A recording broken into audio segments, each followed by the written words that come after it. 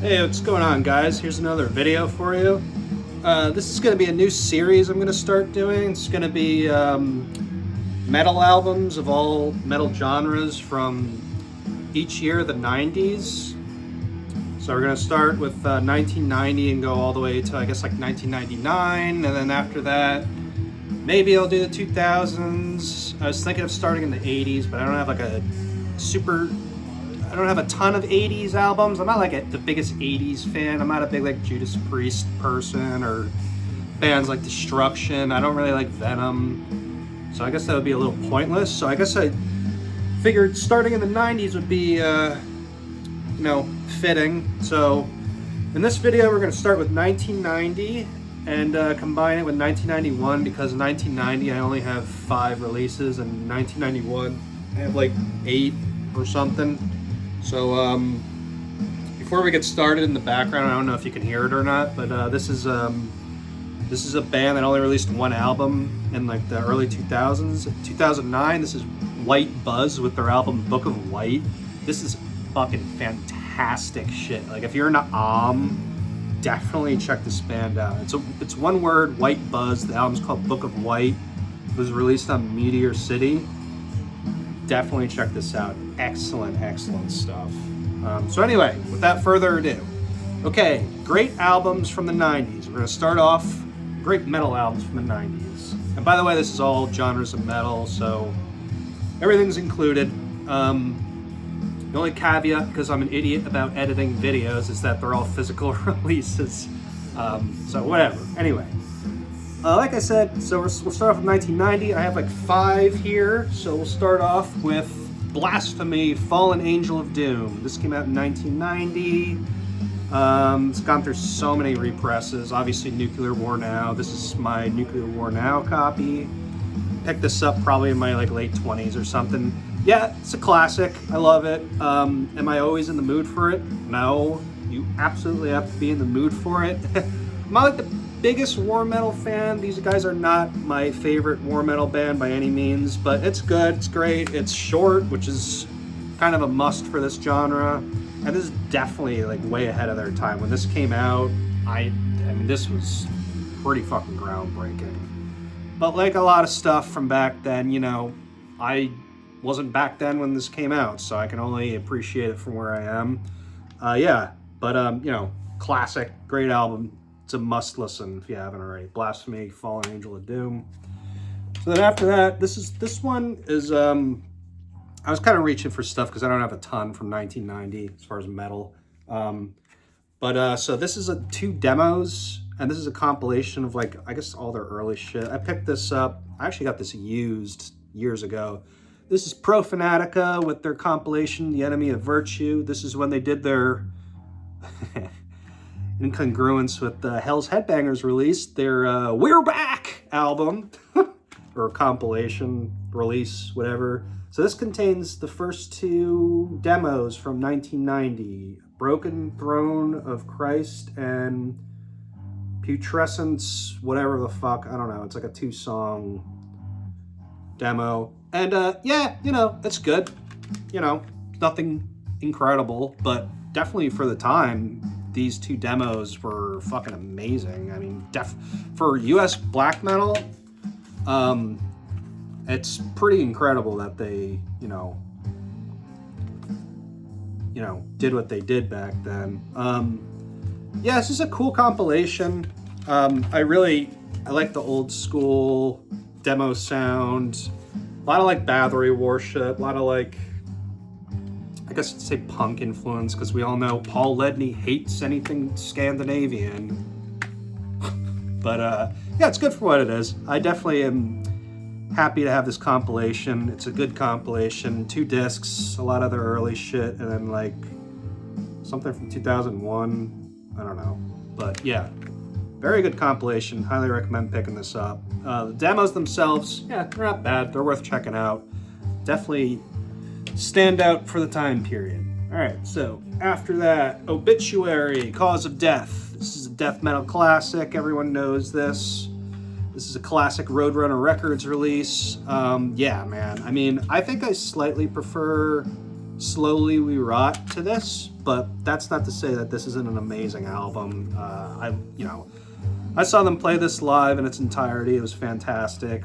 You got songs like Chopped in Half, obviously. There's a Celtic Frost cover on here. But yeah, just the production and the style, especially for the time, again. Just amazing stuff. Really legendary band. After that, what else we got here? Oh yeah. I don't even know what style of metal I would call this, but this is Bathory's Hammerheart. This is the one after Blood, Fire, Death. This is when they went full-on Viking metal. I just picked this up recently. I didn't have this in my collection. And yeah, this is a fucking excellent album. This would influence bands like Falkenbach and Enslaved and all the folk metal bullshit, and then bands like Erebaltar and, stuff like that. But again, for the time, absolutely incredible. He really put his heart and soul into this album, and you can hear it. Amazing album. Highly recommended. And so the last one I have from 1990 is, of course, probably my favorite out of all of these. The first Deicide. This is one of the best death metal albums ever made, period. No question.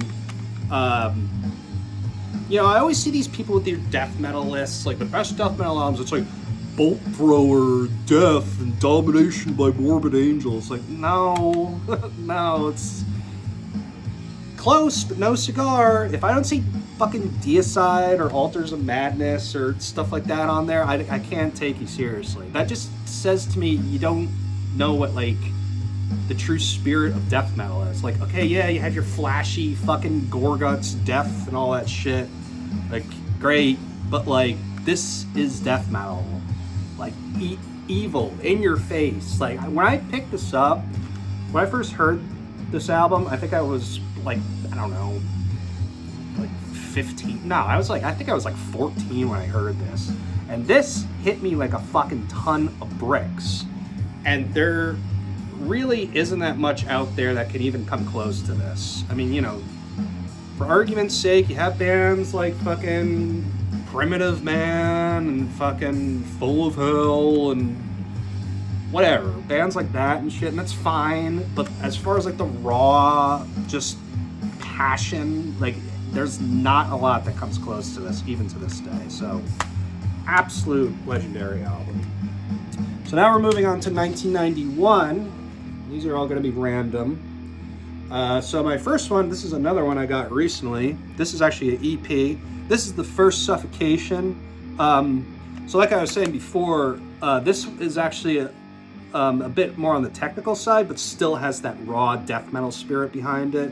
I picked this up because it's one of those albums where, like, I hadn't heard it in a while, but I remember I was just thought to myself, like, why the fuck do I not have this in my collection? And so I purposely didn't listen to it. I just bought it, and I turned it on. I was like, God damn, this is a ripper of a fucking album. Like, this band, like, they're not bad nowadays, but like back then, this shit was like so fucking good and really ahead of its time. And yeah, it's like this one also comes with the demo. The demo's also really cool. It's 6 songs, 6 or 7 songs. I think 6, I don't know, but just under 30 minutes. Amazing EP. Highly recommend this. All right, so next up we have quite a different release here. Passage to Arcturo by Rotting Christ. This is a classic in the Greek black metal scene. I remember picking this up. I've been a Rotting Christ fan for a very, very long time, like probably since I'm like 16 or so. When I first started collecting their albums, probably in my early 20s. Yeah, when I first picked this up, I was a little underwhelmed just because everything's very basic. It's very minimal. The playing is very basic. The production is, again, very minimal, for lack of a better term. But as I grow older, I appreciate this a lot more. This is a really solid EP. Yeah, less is more often. And the older I get, the more I can appreciate that kind of sentiment among especially older music. So nowadays, I really do like this album a lot, and this release comes with the Dawn of Iconoclast 7-inch EP, which is cool too. Yeah, just amazing band, amazing debut EP, and they definitely made the right move transitioning from grindcore to black metal. All right, so up next, this is another black metal classic, "A Blaze in the Northern Sky" by Darkthrone. Yeah, this is a obviously amazing album from Norway. The one before this, Soulside Journey, is great too. This one still has some like leftover death metal riffs on it, but with a completely necro atmosphere and production, which was like unheard of at the time. There's interviews where they say like they gave this to the I don't know, it was the engineer or the record label, and they're just like, the fuck am I supposed to do with this? Because again, there was not really anything that sounded like this out at the time, so that's why this is such a legendary album. Is it my favorite by Darkthrone? No, but I definitely like it a lot. There's some, I mean, In the Shadow of the Horns is amazing, Catharian Life Code, title track. I like all the songs, but I definitely prefer two after this over this, just because they're stylistically more pure black metal, but this is very good for what it is. Definitely a classic. All right, so after that, Blessed Are the Sick by Morbid Angel. I've always had kind of a, I don't know, this is an odd album to me. It's odd in the sense that it follows Altars of Madness, which is like, you know, one of the greatest, if top 3 greatest death metal albums of all time. And then they released this, and I like it. It's definitely slower. It's definitely more atmospheric. So it sort of throws you a curveball in a sense, like I said, after coming from Altars of Madness.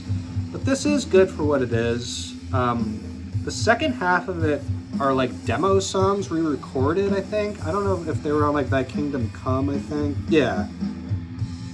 And the second half is songs from Thy Kingdom Come, and I think like 1 or 2 from Abominations of Desolation, which was like technically their first album that didn't get released till later. But the first half are all newer songs for the time, so Fall from Grace, Brainstorm, Rebel Lands, etc., etc. And I like it a lot. It's very good.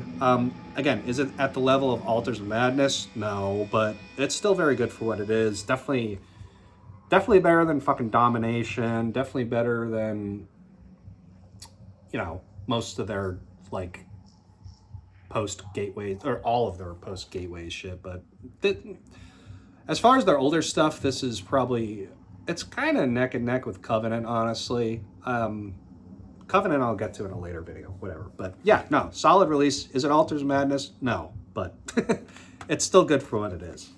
All right, so after that, this is an odd one because this is another like compilation, but this was released in 1991 on Seasons of Mist, I believe. This is Beherit with Oath of Black Blood. This is another like, I don't know, compilation of like, because apparently with these guys, the record label gave them a whole bunch of money to record an album, and they just spent it on drugs, or the story goes. So I don't know what the fuck. This is like their demo and EP and whatever else compiled into what is known as the Oath of Black Blood, which a lot of people nowadays consider their first full length or regarded as such. I don't know, whatever. I got it because it's a legendary album. This is ferocious, blasphemy like war metal, very sloppy, very, very primitive, very goofy at times. But therein lies the charm. I do like this album a lot. I don't listen to it that often, but when I turn it on, it's always an enjoyable listen. And again, it's very short, which, you know, with a lot of war metal, it's kind of like a thank God type thing. Like, as much as I love band, you know, like for example, Titan Blood. I fucking love Titan Blood. Do we need 56 minutes of Titan Blood? Probably not. Which is why, you know, albums like this and Blasphemy are perfect, really, because, you know, it's short, sweet, and to the point. Or, you know, like a band like Thoribos or like Revenge, like they keep it short. That's how it's supposed to be. But anyway, I digress. Yeah, very good album. Again, it's goofy, it's sloppy. You could tell they were on a lot of drugs. But these guys were ahead of their time. These guys from Finland, and this is a great album. Very odd band, but definitely worth checking out if you haven't. All right, so after that, we have about 4 more here. Okay, Sepultura's Arise. This is, I don't know, for some reason, sometimes I hear people regard this as death metal. I guess I can kind of see it. But this primarily is thrash metal, to me at least. But it's very vicious. I feel like it's a lot more aggressive than Beneath the Remains. Just from the production alone, it's a lot more aggressive. I don't know if I like it better than Beneath the Remains. It's hard to say because they both have their own feel, but this is a very good album. There's tons of great songs on here. I mean, the title track, Dead Embryonic Cells, Desperate Cry, Subtraction, Altered State. Yeah, there's a lot of good stuff. Again, super aggressive album. These guys were firing at all cylinders, and they were really at the top of their game in terms of like musicianship and everything. Very accomplished musicians at this time. Watched their live video at, what was that fucking festival they played at? I don't know, just type in Sepultura Live I think it was 1991, and the show just looks absolutely fucking bananas. I mean, like, they just don't have shows like that anymore, and it's a fucking shame. But anyway, yeah, this is an amazing album. Their first, 4 albums are incredible.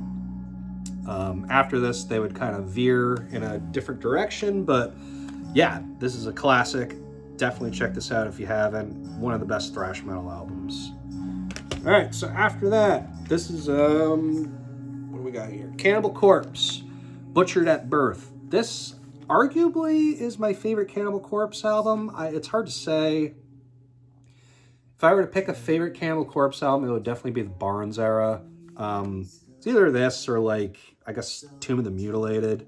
But I really like how kind of like monotonous this album is. Like, it's all bomb blasts and just, it's almost like, it's a little like war metal-y in a sense that like everything kind of blends together.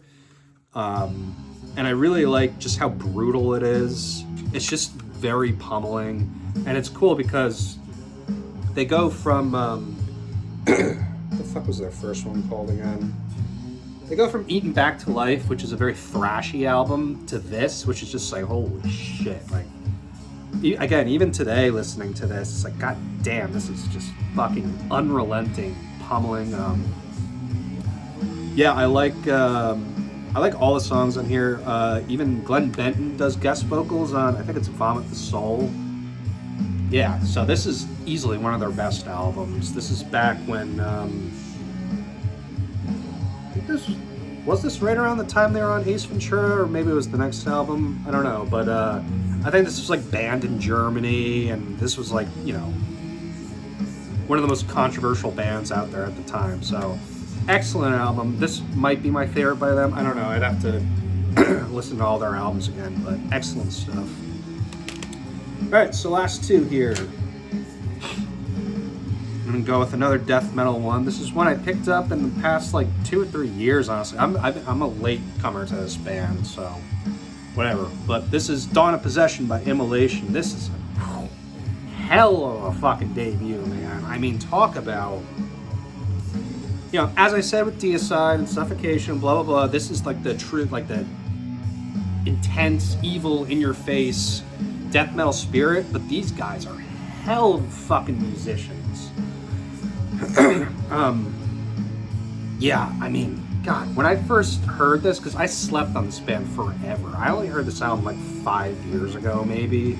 And I turned this on, and I was just like, what the fuck have I been missing here? The drumming is insane on here. It's so good. It's so technical. It's so ambitious. The vocals are incredible. The guitar, all these musicians on here are just amazing. And it's a hell of a fucking debut. If you haven't heard this for whatever reason, a lot of people, I wouldn't say shit on this album, but they're kind of just like meh about it. I do not get it. This is like Like, yeah, Closer to a World Below and Here and After and all that shit, I could see the argument of them being better, but this to me, I don't know, this like might be my favorite. Like I said, I'm a newcomer for this band, so it could change after listens and whatever, but yeah, I absolutely love this album. It's absolutely amazing. So great stuff. And the last one, this is another one I picked up recently, it wasn't in my collection. Twilight of the Gods by Bathory. This picks up where Hammerheart left off, except for it's arguably more epic, if you can even imagine that. This is a very, very, oh man, like shivers down your spine type album. I mean, the first song alone, Twilight of the Gods, is like this 14-minute epic with just, oh my god, the guitar solos, the flow of the song, and yeah, I mean, you know, Quorthon's not the greatest vocalist ever, but he really does try, and just from that fact alone, you gotta give him so much credit. He really poured his heart and soul into this. Absolutely, absolutely amazing album. I don't know, I mean, you know, everyone loves, like, the first four, obviously, as do I. Amazing albums, but I'd say it's neck and neck with this these two Viking metal albums. I don't really like anything after this album. I mean, there's like songs here and there that are like not bad, but as a whole, this is like their last like truly incredible album. But like I said, this is like, this Viking era stuff is neck and neck with their thrash shit, in my opinion. Yeah, so if for whatever reason you've slept on this, definitely check this out. Amazing, amazing album. All right, so that's it. That's it for 1990 and 1991. So the next video I'll do will be albums from 1992, all types of metal, and then we'll go all the way to 99 and just see where we go from there. So hope you enjoyed it, and I'll catch you on the next one. Thanks for watching.